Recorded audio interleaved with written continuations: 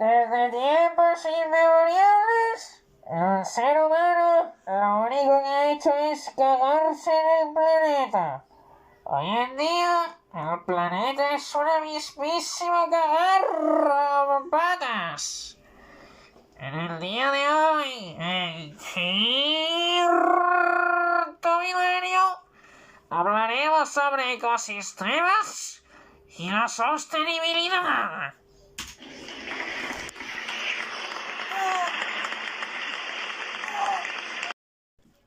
Vale, para empezar a hablar sobre este tema, vamos a comenzar hablando de la gestión de residuos. Vale, y es que el hecho es que todos los días nosotros cuando tiramos cosas a la basura, pues hay muchos productos que si lo pensamos bien podríamos reciclarlos y darles otro uso.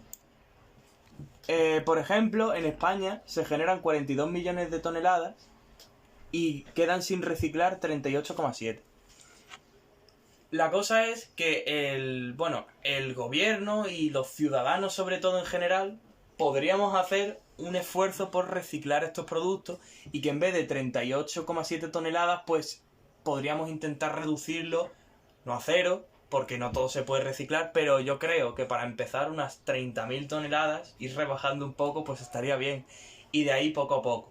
Sí, aparte también hemos traído a un gran experto en gestión de residuos, ingeniería y ámbitos bastante sostenible, al doctor ingeniero Juan Carlos. Pues bueno, sí. Es que hemos venido aquí a este podcast tan bonito llamado El Guante Azul a hablar un poco de la gestión de residuos y de lo poco que recicla la gente en estos días tan modernos. Y Juan Carlos, ¿cómo crees que podríamos bajar todos estos residuos que se generan, toda esta basura que generamos? Pues se podría hacer si la gente fuese respetuosa con el medio ambiente y aprendiese a reciclar. Porque hay puntos limpios repartidos por toda la ciudad donde la gente puede llevar sus residuos y tirarlo allí. Claro, podrían hacer eso en vez de coger y tirar toda la basura que generan a cualquier papelera sin pensarlo. Es que hay gente que es un poco cortita. Sí. Ya. Entonces, en general, lo mejor que podemos hacer es no generar residuos que podrían ser, por ejemplo, reciclando, ¿no es así? Sí, por ejemplo, los cartones de huevo se podían reutilizar para poner en las paredes y aislar el sonido. Oh, interesante. Exacto, eso es un ejemplo... Como se hacía inusual. antiguamente en el Instituto IE Sierra de Mija, en la sala de corcho, que por eso se llamaba corcho. Claro, interesante. Otra cosa es, por ejemplo, cualquier tipo de envase de cristal se puede reutilizar para guardar cosas. O botellas, podemos utilizarlas como macetas o o para guardar cualquier cosa. Sí. Cualquier recipiente se puede volver a reutilizar en vez de tirarlo. Esto me ha recordado a una vez que estuve hablando con una profesora y me contó que en España antiguamente con el aceite usado, que tantas veces se genera, se podía hacer jabón.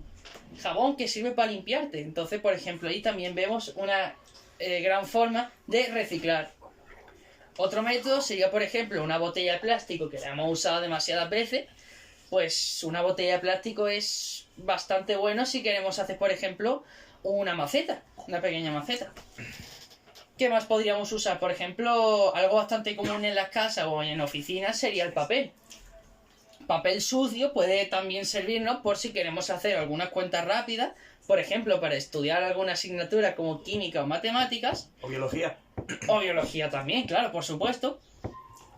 O también diversos usos, como nunca habéis escuchado hablar sobre el papel reciclado. Papel que Sí. tú lo metes en agua, lo bates y consigues hacer tus propias láminas de papel. Sí, lo he visto mucho por las redes sociales. Exacto, también lo puedes utilizar para limpiarte el culo. Igual el papel de libreta no sirve, pero el de periódico va bastante bien. Lo digo por experiencia propia. Muy bien. Pero la recomendación es no limpiarse nunca con un Kleenex de menta. Por favor, no lo hagáis. Exacto. Vale, continuemos hablando sobre otro punto también bastante importante, que es la comida que sobra. porque en los comedores y en esos sitios sobra mucha comida que se tira, porque sanidad no permite reutilizarla. Pero en vez de tirarla a la basura, se podría utilizar para alimentar a animales, o también podríamos utilizarla como abono. Y por supuesto, a algunos envases, hay veces que solo con que el envase se haya abierto y la comida está perfecta para poder ser consumida, hay que tirarlo por la norma de sanidad. Pues podríamos cambiar esa norma para aprovechar la máxima comida posible, porque el hambre es uno de los problemas más graves de la humanidad hoy en día, y uno de los objetivos de desarrollo sostenible es el fin del hambre. Pues con eso podríamos aportar algo. También normalmente este problema, que muchas veces se dice que el gobierno siempre está haciéndolo mal, el Pedro Sánchez... Los rojos. Sí, también Irene Montero, pues como que España no tenemos muy buenos políticos en España. Pero por eso mismo somos nosotros los ciudadanos los que debemos cambiar el futuro de España. Y del mundo. Y del mundo. Pero Sí, primero porque... empezamos por nuestra gran nación. Exacto. Sí, porque no podemos depender de los políticos estos que tenemos al mando. Claro. Vale, dejando aparte el tema del reciclaje, vamos a hablar sobre otro tema importante que es la huella de carbono. Javi, explícanos qué es lo que es. Bueno, básicamente la huella de carbono es un cálculo que se encarga de cuantificar el conjunto de emisiones de gases de efecto invernadero que se producen de forma tanto directamente como indirectamente por ya sean personas, organizaciones, una actividad, por ejemplo, o por ejemplo una casa. Esto se mide en CO2 equivalente. ¿Qué es CO2 equivalente? Bueno, son toneladas de CO2 y el equivalente viene siendo porque, por ejemplo, a lo mejor una caldera crea metano, pero ese metano en los cálculos se pasa a cuánto sería CO2 realmente. Con esto podemos saber cuánto estamos generando de CO2 en lo que sería, por ejemplo, un año. Esto es un cálculo que en España hay algunas organizaciones que deben hacerlo obligatoriamente para poder saber sus niveles que están produciendo de CO2 y poder bajarlos. Eso como definición tal. Y ahora vamos a hablar un poco sobre una experiencia que hemos hecho calculando cuánto CO2 produce al año una casa normal y corriente como pueden ser la nuestra o las vuestras. Vale, y como la nuestra, pues somos muchos, son muchas casas, pues hemos hecho básicamente una media, ¿vale? Para ver cuánto sería. Bueno, Juan Carlos, coméntanos un poco el resultado que te ha salido. ¿Cuánto ha sido? Vale, hemos hecho una media entre todo el grupo de las toneladas de CO2 que gastamos al año cada una de nuestras casas y ha salido un total de 15,61 toneladas de CO2 al año. Eso es... 15 toneladas. Eso es demasiadas para hacer una media. Eso debería consumir una casa, menos de eso debería consumir una casa al año. Es increíble, imaginaos 15 toneladas. Es que estamos hablando de casi un elefante. Más. O más de un elefante al año. Es increíble. La verdad es que deberíamos concienciarnos porque es que imaginaos esa cantidad. Estamos creando manadas de elefantes. Casas y casas. Son simplemente cada año. Solo de basura y basura y basura que la gente no recicla. Y encima estos gases de las toneladas de CO2 van sobre todo a la atmósfera y se cargan el ecosistema y la capa de ozono. Claro. Y Javi, ¿qué crees que podríamos hacer para reducir estas masivas cantidades? Pues para reducir estas masivas cantidades, sencillamente podríamos, pues, no sé, no desperdiciar tanta energía, como por ejemplo no tener la luz encendida tanto rato, o mientras nos enjabonamos apagar el grifo, no encender la luz durante el día, usar luz natural, ese tipo de cosas. Y ya está.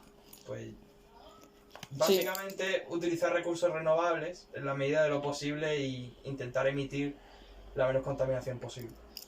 Sí, vamos, lo que nos han ido contando siempre de nuestra vida. Apagar las luces, también cerrar los grifos cuando no los estemos usando y, bueno, dejar eso, siempre las luces totalmente apagadas y si podemos, que muchas veces no lo sabemos, es que las regletas tienen el botón para encender y apagar y normalmente las dejamos encendidas porque pensamos que eso no consume, pero en realidad sí consumen. Todos los electrodomésticos que están, digamos, apagados se encuentran como en modo ahorro, pero siguen gastando electricidad.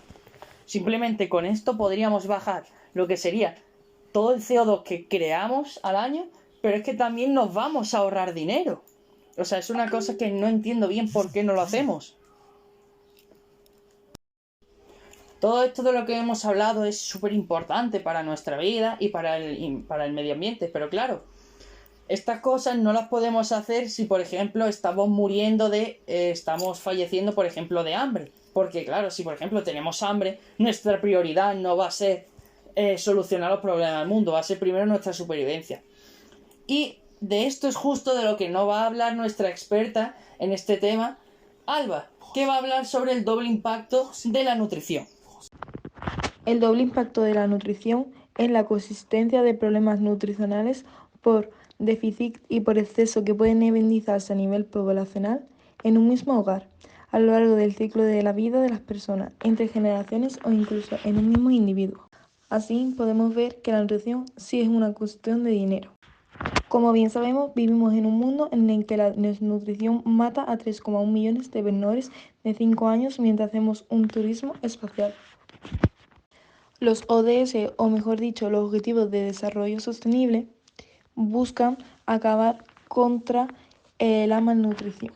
Los ODS buscan acabar con la nutrición para 2030 y reforzar el vínculo entre dietas, sistemas alimentarios y salud. Sabemos que tras la pandemia el hambre ha crecido un 10% en el mundo.